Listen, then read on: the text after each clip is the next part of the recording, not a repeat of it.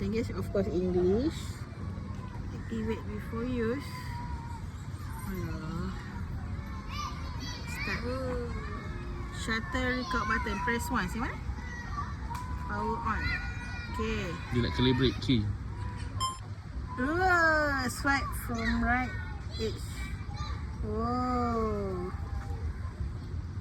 Okay. Exposure.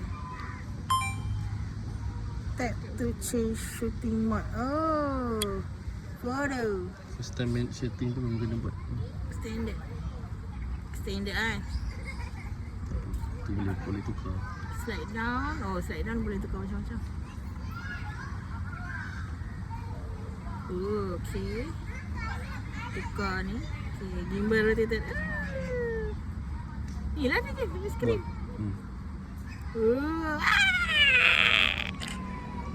Kau gambar firstnya dekat sini. Okay.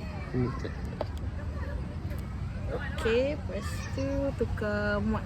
Mod dia tukar kat sini. Kita boleh tukar kepada apa panorama video. So we gonna shoot our first video. Pusinglah kamera. Ambil belakang aku dulu. First picture mungkin kau lah. Wow. First video. Boleh tak tengah tu? Control dia punya lens tu atas bawah. Through button depan. Ni kan?